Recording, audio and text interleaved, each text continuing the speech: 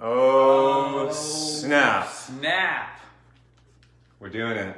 We're finally doing it. We're live. We're live. This is the Re-Evolution podcast coming to you from Nashville, Tennessee. Nash Vegas. Nash Vegas. And I'm joined by the esteemed producer, artist, musician, and I think he's a freaky genius that you've probably never heard of, Mr. Koch. It's true. And this is Lola, who's on the couch. Oh, you can't see Lola? Can't really see Lola, but she's sweet and she's awesome. And yeah, we're gonna get into some shit. Yeah, let's get into it. I love this setup. Like CK has blessed us with this amazing setup that is next level. And we're recording high quality audio and streaming here. So if you're feeling us and you're feeling it, CK's tagged here. Make sure you go love him up. I'm giving him a little bit of a internet makeover right now. He's in desperate need of a makeover. Yeah. But just to provide some context here, so I met CK for the first time 2 years ago in British Columbia at International Tribe Design. Is that 2 years ago or 3 years ago? That was 2016. Yeah. Almost 3 years, 3 years like ago. 2.5 years ago. Wow, yeah. Yeah, Kevin and I have shared a lot of peak life experiences, like multiple retreats now, not just tribe design, but active meditations, bioenergetics. Yep. We've done some shit. We've done some shit, we've seen some shit, and like kind of feel like old war buddies or like veterans or something in personal development. Yeah. So yeah, and it was funny because when we were talking about this the other day, like when I first met you, I was like, oh, this guy is like, he's like too cool. Like, you know, he's stylish, he's really intelligent. Like, I'm gonna have to like spar with this guy.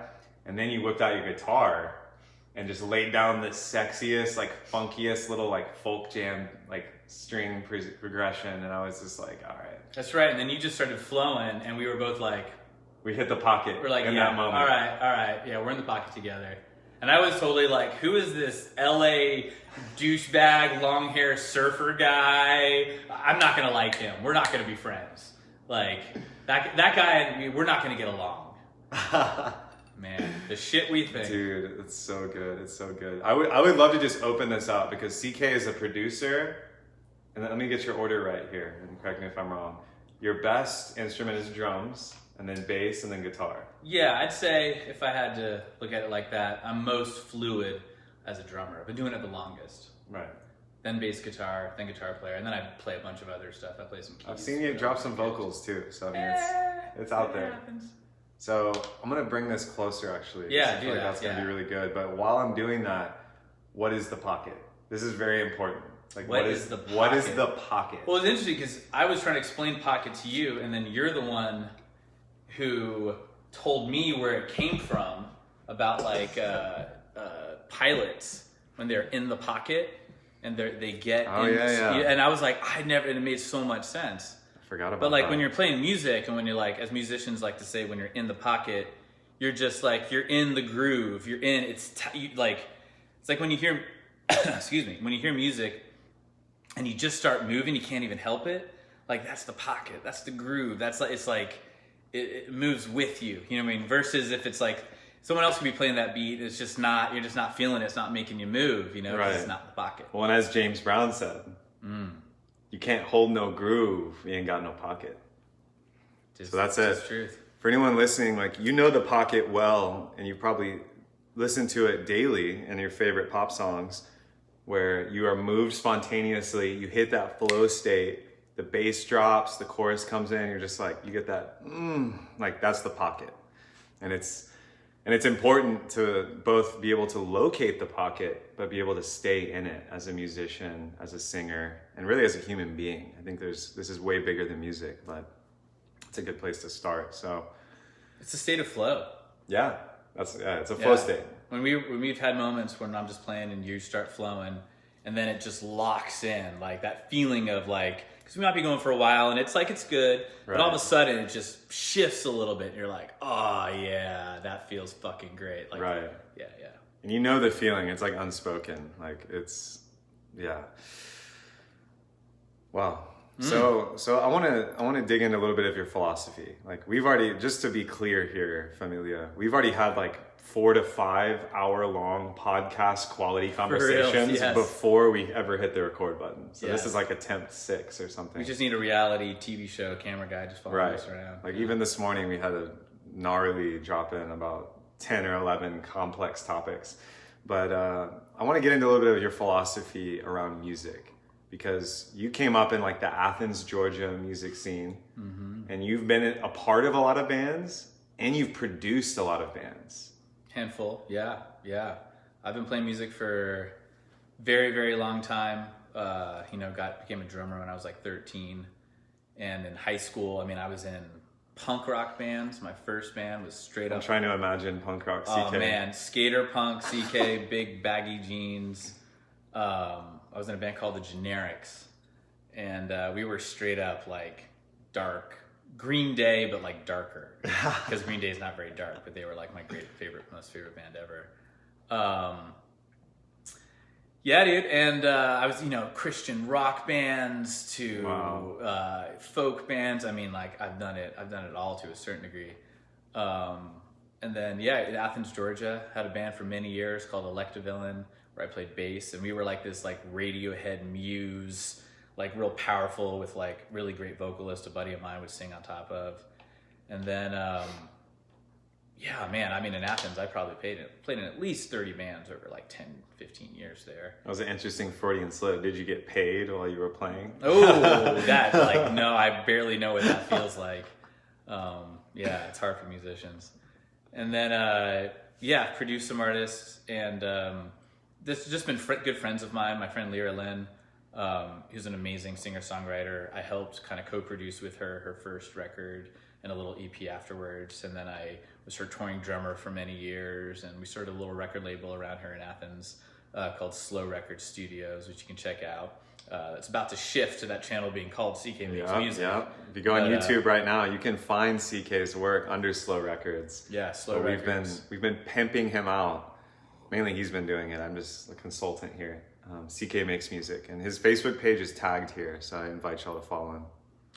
And then most recently, I was working, did a record with my friend Rebecca, project called Major Love Event, and we're actually about to release. We got a record out you can check out right now, Major Love Event.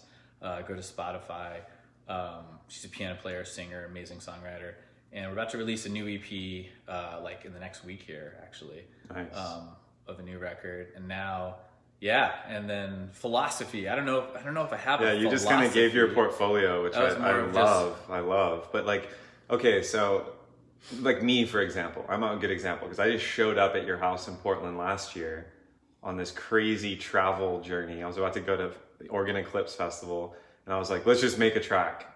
And you like kind of took me through a whole like gauntlet that was not easy of what that actually entails. So when I say philosophy, I'm like, when an artist comes to you, or a collaborator comes to you and they're like, I want to make this. What's kind of some of the philosophy of music production? Like if you could summarize it. Yeah, and it's changed a lot, obviously, over the years. Like everything changes.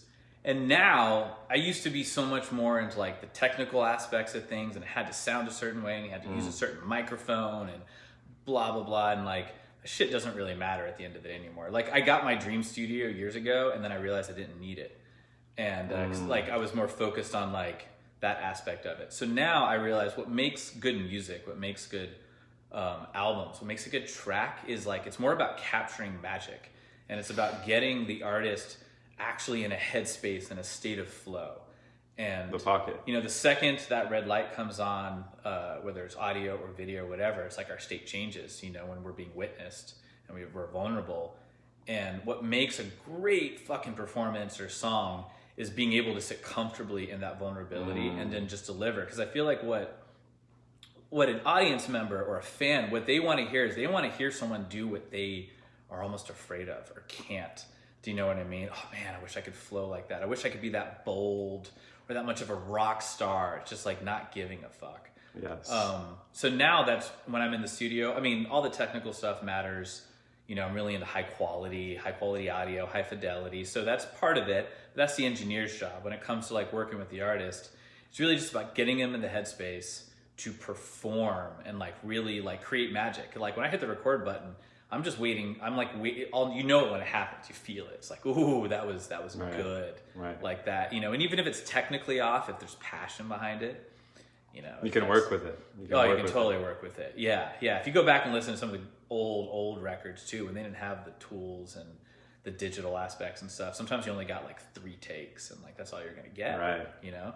And like you were describing, like on analog, you're not going to go back and reset all the knobs. Like you can't do like a redo, or you can't have like you a can. synth. It just takes a lot of. It's a lot of work, and there used to be teams of people in studios, and like, you know, so there's benefits to analog audio, and you know, in a town like Nashville, you have like some of the greatest recording studios in the world here. You know, so gear matters, and like it's, you know, there's this whole digital analog thing that we won't get into. But digital is just like, it's just a new tool, and it allows us to do so much more faster. But then you're presented with like limitless options. And as we know, like sometimes limitless options can like be paralyzing versus just giving you certain things and then making it work. As we know very well, because both of us being highly creative, we had this conversation the other day, you know, we need filters to make decisions. And yeah. I love this idea though, that like the technical stuff needs to be there, because I agree. Like I'm a snob like you. I don't want to project that onto you, but you know, I think at this point it's pretty apparent. Like quality is everything. I'll take quality over quantity 9 times out of 10. Yes. Quantity only makes sense in certain situations. You'd probably rather produce one tight pocket-filled track than like an 8-track album that's full of like mediocre sound. Absolutely. But I'm in a state now where we're in a place in my life where I'm really focusing, and it's through a lot of the work we've done, and but like, and you know, we were talking about Patreon earlier. Jack Conte from Patreon, if he ever hears this, probably not. But he did this amazing speech and talking about musicians about this concept of work to publish. You know what I mean? While being a perfectionist can also be like paralyzing and like keep you from just doing a lot of work. And the path to perfection is to work to publish. Like make the next thing better, versus waiting for that first thing to be the best. What ends up happening is you end up not releasing anything and not putting stuff out, versus just churn it out and just watch the evolution of your product, you know? This is like a known problem in psychology. It's called I think it's called like the Nirvana paradox. Or if it's not called that, I just made that up. But literally, that's what we'll call it. If you're waiting for perfection, you'll never act. If you're waiting for Nirvana, aka heaven, enlightenment, like you actually get frozen in time, because it'll never happen, ever. Even if you get 99%, and it's like, you should publish that. I'm such a victim of that. Like, oh yeah, I constantly find myself in paralysis, and it's really, I think it's my fear of, you know, not being seen as perfect. And so I have to create this perfect thing, and then I feel insecure about creating it, so therefore then I don't create anything. And, you know, it's like any other struggle in life, and the creative one. And like when we made that track together, that was really, it's bad when you're really faced with it. It's like you realize this is work, you know, to like pull something out of myself that people like do want to hear and be like, oh man, you know. And that's why I'm really excited to be here in Nashville now, is because that's what this town is about. It's, you know, my younger self would have been like, you know, writing hits and like, you know, the sold out music industry and blah, blah, blah. I don't really feel that way anymore. You know, it's like I see people working hard to create. I have a completely different perspective on pop music now. And it's like, you know, it's music for the masses. It's popular music. And there's a reason why it's popular, you know? And it has a very specific structure and like hook and like a tension grab to it. Yeah, it's not wrong. It's a type of music. Because so many people hate on the mainstream, and it's like, oh, have you heard of this guy? Like, this is underground. A lot of it's terrible, and a lot of it's amazing. But you can say about anything. Right. Everything, it's like 80-20. 80-20 rule. Pareto's law. 80% of most things are terrible. And whatever that thing is, 80% you're not going to be into. That 20% though, it's like, whoa. Wow, that's quality. That's quality. All right, this is a good pivot point, because I feel like you just gave a really great riff on music production. And I want to shout you out, because like, I haven't worked with a lot of producers. I've dabbled with a few. I've seen you work the most, and like this gentleman does have an eye for detail that is profound. I would put him in the 20% of quality control. 20%. So that's a little plug for any artists, musicians that are listening here or watching.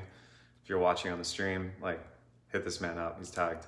So let's move on. Let's move on to something a little juicier. We're going to escalate this conversation, and that's Bitcoin. Bitcoin. Cryptocurrency.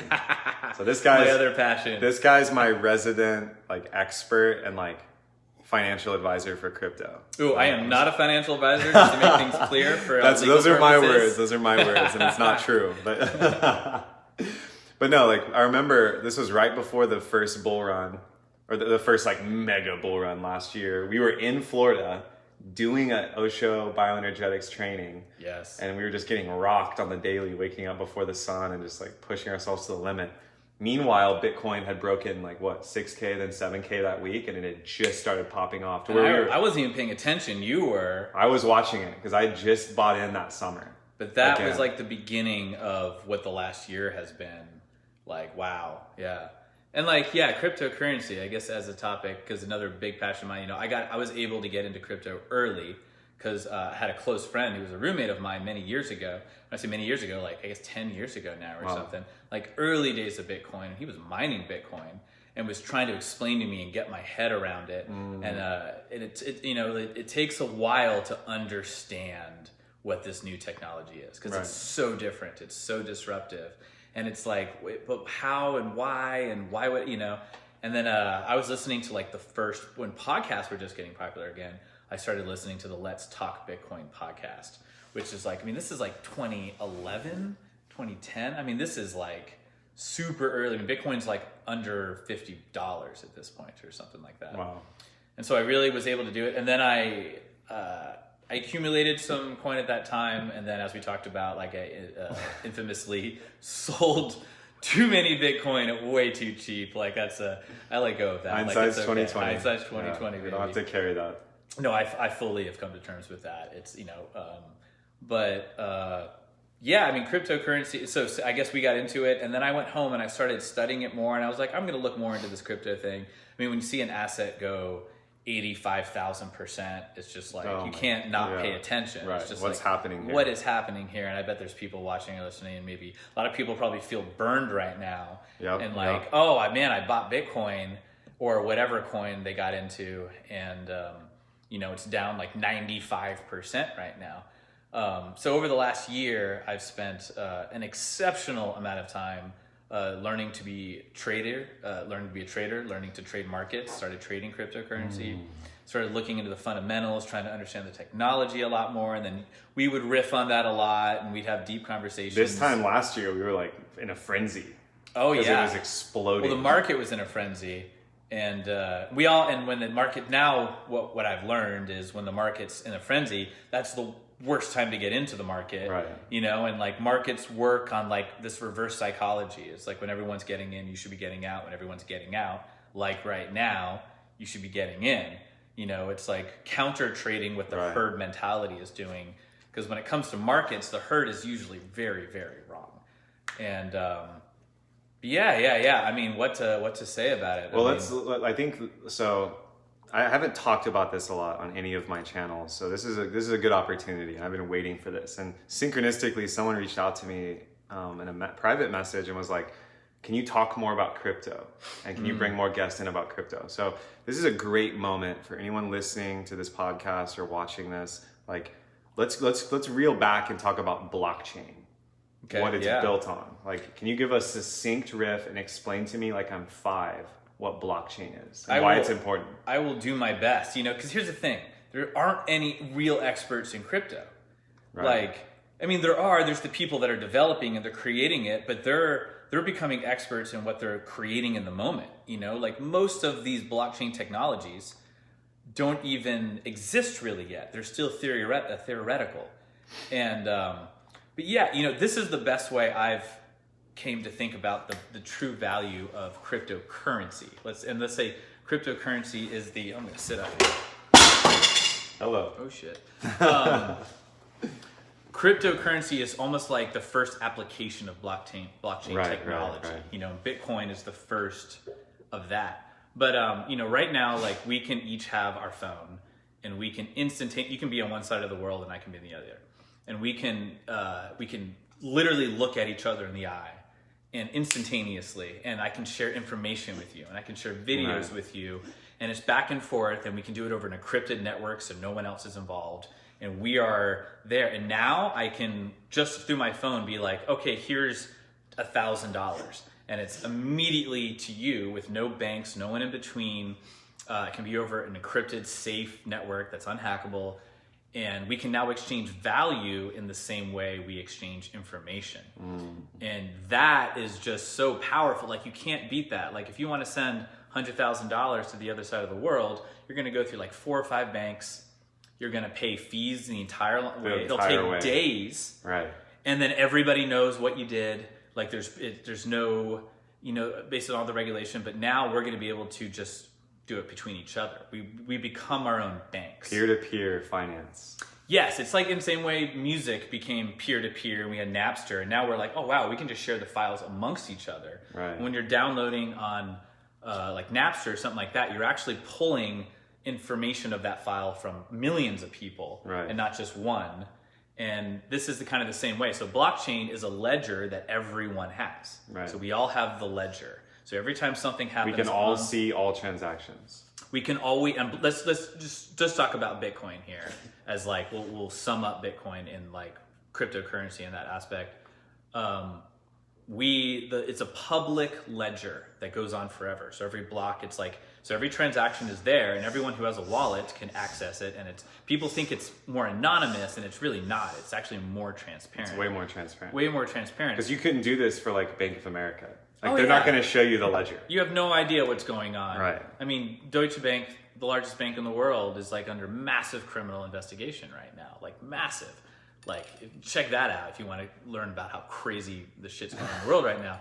But yeah, so that's cryptocurrency, and what gives it value, and that's, the easiest way to sum that up is because people are willing to exchange it as value. Right. That's what gives anything value. Yeah. Like, we could be trading US dollars or POG chips, right, or Beanie Babies, stuff like that. And then a lot of people will refer to cryptocurrency as like tulip mania. Are you familiar with like the tulip mania of like the 1800s? And my response to that is like, yeah, could tulips instantaneously transfer infinite amounts of value feeless across the world? Like, no. Like, it's not tulip mania. The speculation aspect can play. The main people pushing the like tulip mania are like Wall Street investors.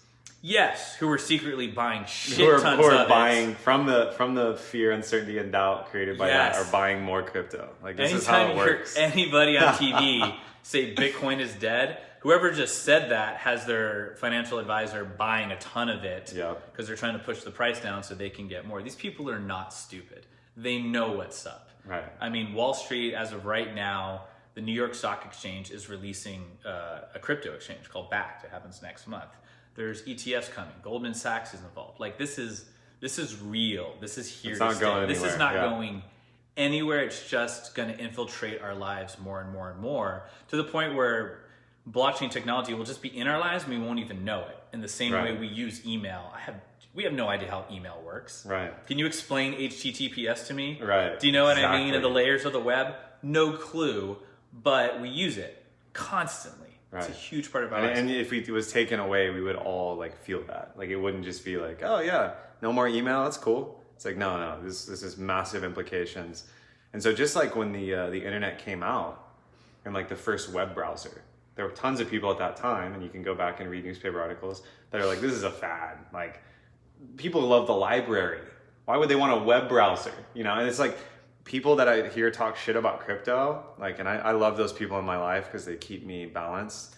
But like, I'll bring up like, oh yeah, I've invested in some crypto, and they're like, you might as well throw your money away. You should be putting that in stocks and bonds, Kevin. Have anyone told you this? Look at the market this week, But yes, absolutely. And, they're not wrong, because, I mean, look at what happened when we put money in. I mean, if you bought last year, you were down 95% on average, maybe 90 to 95, and we're potentially going lower. You know what I mean? Right. But if you have a fundamental understanding and belief of the technology, for me, it took me years, but once I understood what the technology can do, and then, we have Bitcoin, and Bitcoin is like the new gold. It's a scarce commodity that you can have that will hold value because it's limited. Right. Then you have things like EOS, and Ethereum was the big one last year. EOS is the new big one, where it's called smart contracts, where now they realize we can take that ledger and we can build a contract on a coin. So that coin can have things we set and rules that will just automatically, it'll do publicly for the entire blockchain to see. So we can, it literally is like a contract. It can be everything from like how you form your business to, people are using it to like imprint a conversation or direct messaging. Like you can use a token, if you will, to like have messages go back and forth. You know, maybe there's no value there, but there's encrypted blockchain. So there's just so many uses of it. And then you can get into decentralization and the concepts behind that, which is the idea that companies are centralized. So the biggest example, let's use Facebook, so Facebook is a centralized unit. You can shut down the Facebook servers and then Facebook's over, but you can decentralize that and actually have Facebook built so it's decentralized and it exists in the same way the blockchain, the Bitcoin ledger exists everywhere on every node.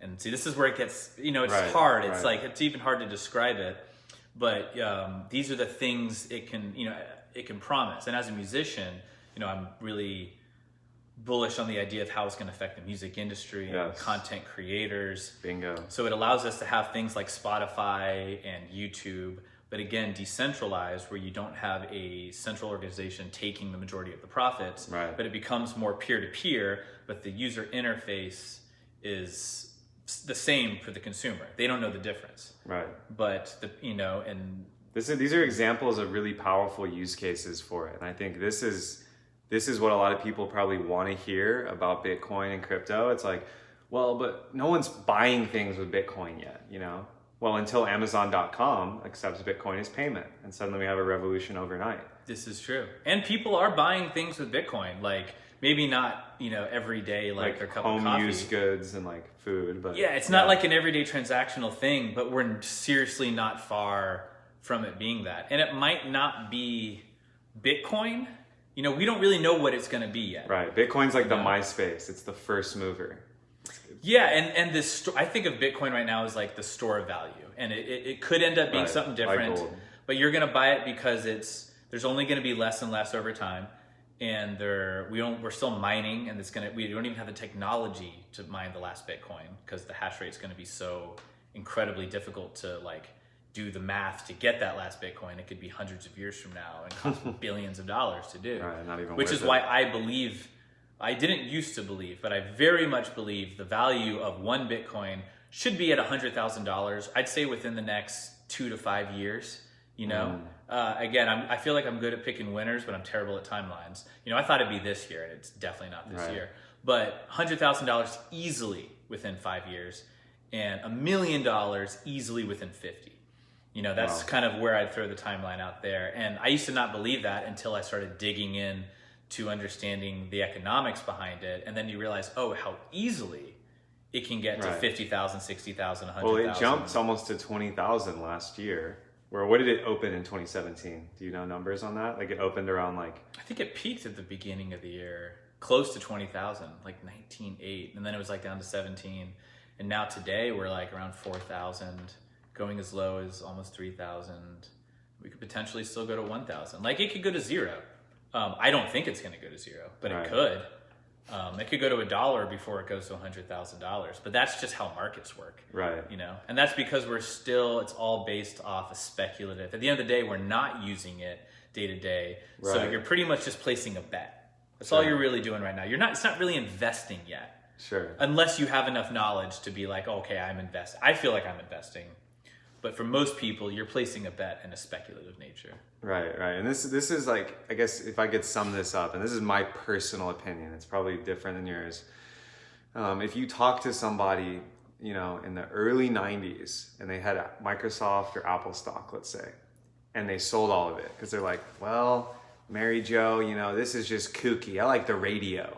You talk to that person later, and they're probably not very happy.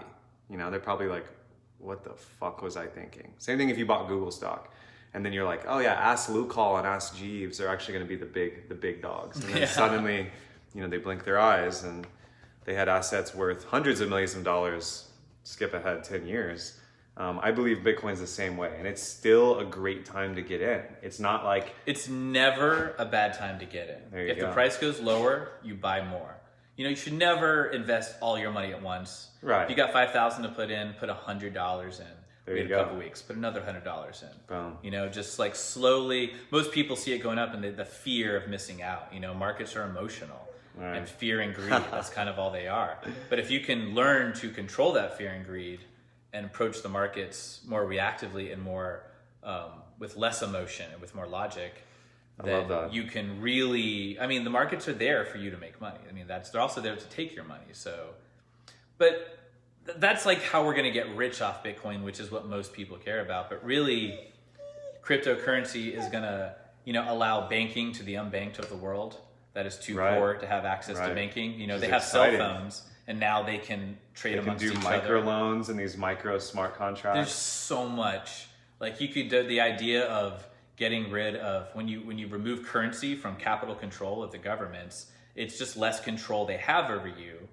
And so it's just, to me, I see crypto and blockchain as like another tool towards freedom. The internet was like this massive tool for freedom, and crypto is just an extension of that. It's like another layer. Right. You know, email was for freedom, you know, and now cryptocurrency is here, and we'll see how that plays out because we really don't know yet. Yeah, I think that was the best take I've heard yet, and I fully agree with that aspect of freedom culture worldwide. But speaking about freedom, fear, and greed, let's move on to our next topic. Which I'm going to slap a good old trigger warning on this one. If you're listening to this and you get a little heated in politics, Miles, what up? this is your fair warning, and we're going to do it anyway. And that's our chief of state. Well, I'm curious what you want to hear about this. So I can be a bit of a political junkie, and I follow. The only thing he studies more than crypto is politics. Yes, I'm creative with music, and then I like study crypto and politics. I find it love it. fascinating. I love it. I love it too. It's such a great time for politics too. I don't know if it's ever been as fascinating as it is right now. It's like the best reality show of all time. Yeah, we are the reality show. We are the reality show. Season 16 of Celebrity Apprentice, America Edition. Oh my God. So yeah, I mean, I don't want to I just mainly want to get some of your takes because you're highly informed. That's something I want to say. Like, CK informs himself. He reads a lot, far more than I do. You know, I'm more like, I inform myself to a certain level and then I release it because I'm just like, I want to form an opinion. I'm also much more of a ethologist, which is someone who studies behavior in human beings. So I'm more watching and studying people being affected by Donald Trump, his policy decisions, and the media. That's what I've studied in depth. Yeah. But you are more on the policy side and informed. So, well, let's start with the bad news. And we'll go to the good news. The bad news is that, I mean, you just said this earlier today. Donald Trump 5 years ago said if the Dow Jones dropped 1,000 points, It's just something he tweeted. If the Dow Jones ever dropped 1,000 points in 2 days, the president should be impeached. And like this month is the worst month in the market in the last 10 years since the Great Depression. You know, so but you know those are just random. You know, our president likes to just shout out his opinion at 20, 30 times a day.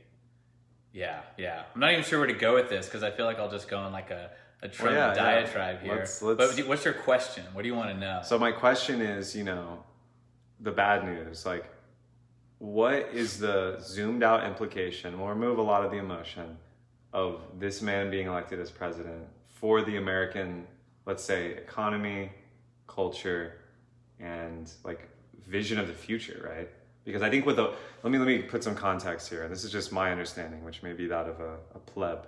But when Obama got elected, I watched the whole country change. I was in college in Austin, Texas, and like people were losing it. They were like, oh my God, things are finally changing, right? And the whole hope, propaganda, and say what you will, it did spark this kind of feeling.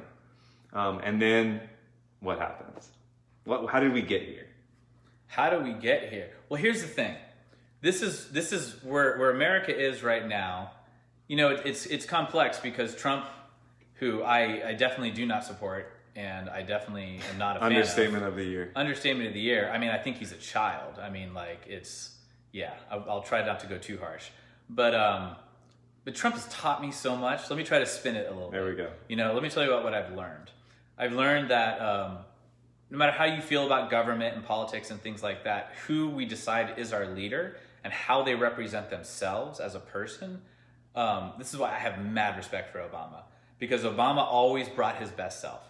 He treated people with respect. I truly believe he always tried to do the right thing.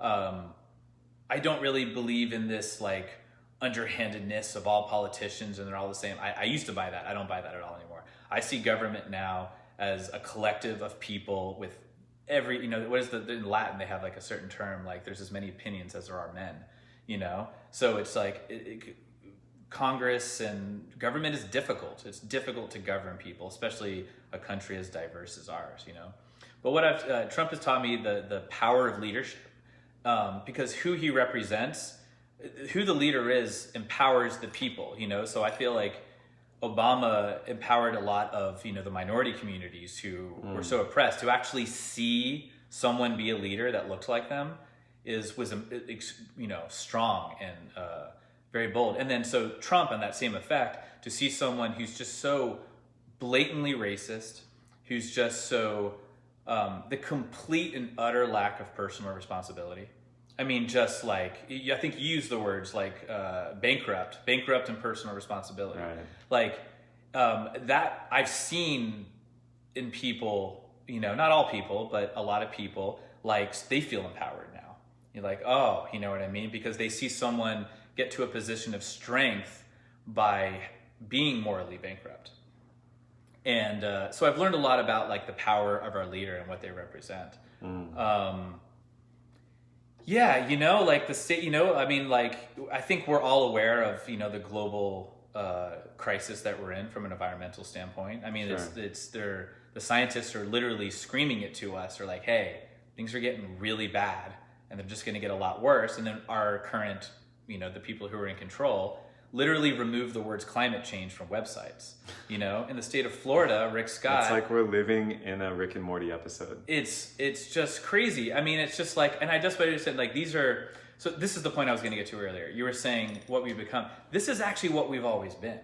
You know what I mean? It's just out in the open now. Well, it's just we got a little bit of change, through the last, 40, 50, 60 years, and then getting to a point where we could have this charismatic, smart black president. And then what Trump represents to me is almost like a death rattle of, the majority of this country is extremely racist, extremely violent. I mean, slavery. I mean, the extermination of a culture of Native Americans. I mean, I still believe in all the good things that America's done too, but let's just be real about these things. And this thought process and this type of way of seeing the world, to me, is where that movement of, so there's a lot of people who saw Obama and they just saw a black guy up there. Right. You know what I mean? Right. And their insecurities came out. And now there's this, racism is at this high point that it's been at for the last 30 years, since the civil rights movement. And this is an important point because I can feel the triggers emanating through the internet right now. Because these are topics I've never really talked about. I'm honored to be talking about them with you, the person that I've probably talked about them the most with. This is some truth talk right here. Because while I don't agree with everything you're saying, I do agree with what you just said, that when people are oh, civil rights, racism, sexism, we took care of that. It's well, no, a lot of it went underground, and now what we're seeing is we made change, but what I've learned about government is that it's always, again, you're always getting pushed back. It's like we're talking about trading, how you got bulls and bears, just people pushing the price down, people pushing the price up. Same thing with policy and government, to how we're going to choose to educate our children in schools, to how we're going to choose to feed them, to how we're going to choose what pesticides we're going to ban. You know what I mean? This recent, outbreak with romaine lettuce and stuff like that can be tied to a policy decision of taking down regulations to allow these companies to not have to worry about washing their stuff with clean water. You know what I mean? These are the minute decisions that get made in the government that affect all of us. And, And it's impossible to be fully informed. But Trump has taught me the power of being informed and the importance of being informed and the importance of looking at our government as not our enemy. But, I believe that this idea that your vote doesn't count, it's all bullshit, is actually the narrative that they want us to have to control us. Now, who is they? Exactly. Who is they? Right now, they is the Republican Party. Like, straight up. There's only one party trying to keep people from voting. And there's one party that's trying to get more people to vote. That should tell you everything you need to know, in my personal opinion. Like, if you're trying to keep people from casting their vote at every cost, you're hiding something. And you're trying to control people. I don't know how else you can look at it. But if you're like, no, every vote, we should have a national holiday where everyone's off, schools are out, so every single person is vote, and that's what the Democratic Party wants. And I'm not like a resolute Democrat, but let's just look at how the actions that are coming from these two groups. So people who say they're both the same, it's just not fucking true. It's just not. It's just not. I love it. It's obvious that it's not true. So this is a great thread. I wanna. There's so much you could get into on this, and I don't want to ramble too much. I want to pitch another idea though here, and that is like, and I'm not talking about conspiracy theories. There's plenty of those. You can go look those up on your own time. It's more about Trump as the Great Awakener. Have you heard of this? Where like more people are involved in politics, absolutely, and looking at it and concerned and talking than ever before. Yes. Even more than Obama or Bush or any Yeah. of the other XYZ presidents, because of Trump getting elected. I remember the day in LA. I'll never forget it. Where everyone's checking the results and the tallies happening, and it's like Trump has won. Like you could feel it. I was in West Side LA. You could feel it in the world, and everyone was talking about it. People that didn't give a shit about politics before. I think people could feel they were set back. They were pushed back in time. And they were like, ooh, and like we like evolving. We like thinking we're all equal. We like realizing that if you have brown skin, that doesn't make you inferior in any way, shape, or form. Like we're past that now. Like we don't need to deal with that. And then it's like, oh no, now we got to confront these things again. And which is good. I mean, I'm definitely way more awakened. And like I thought George Bush was like the devil when I was young, and now I see someone with political ideologies that are different than mine, that I still believed cared about people, and I'm sure that could trigger a lot of people because this idea that George Bush is a war criminal, which he is, but man, we're all people. Like people make mistakes. When you're given that kind of power too, like you're gonna make big mistakes as well that are gonna have massive consequences. But they're still people. I actually view Trump as something different. Yes, he is a person, but I truly believe him to be at least somewhat psychopathic, where he doesn't truly feel empathy for other people, and that is in his actions. I mean, it's very clear to me, and the way he treats people, and the complete. What's like the most glaring example, just to ground that claim? Oh, the most glaring example. I mean, like any certain day, anyone has any criticism whatsoever, he never takes personal. It's always somebody else's fault. Is this like via Twitter, or is this actual like? Via Twitter, if he's talking on the mic. I mean, like it's mainly Twitter because Twitter is his podium. I mean, his tweets. That's pretty amazing. The first president to leverage social media in a massive way. Oh yeah, he's brilliant at persuading people through his messaging. He's really good at it. That's what makes him a great reality TV star. He's great with messaging. It's just that his message is like 99% lies. I mean, he is a pathological liar. If anyone doesn't believe that, look up what a pathological liar is. He is the true definition of pathological liar. The majority of things he says are just not true. He'll just make it up. And there's people around him who worked with him that know that he said to them, he's like, listen, like you just say it and they believe it. Like that's and he learned early on that he could just do that. He's like, oh man, I can just say it. It doesn't even have to fucking be true. Like they're just gonna believe it.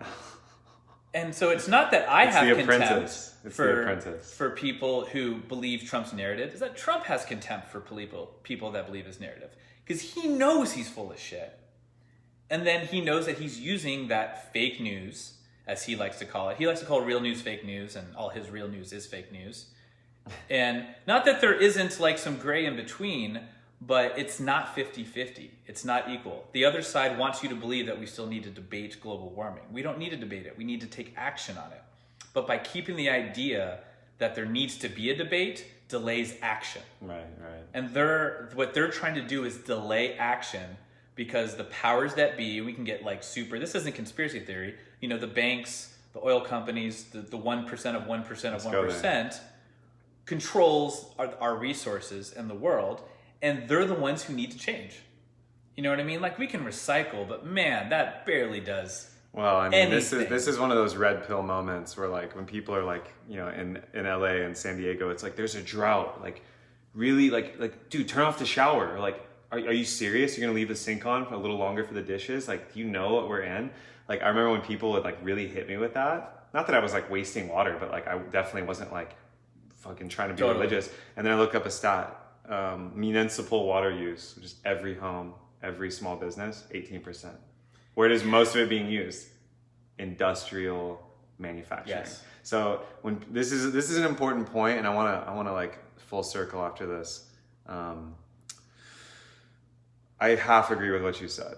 Okay. Yeah. So the 1%, if they change, and by God, they need to, if any of the evidence we have is true, there's massive ripple effect.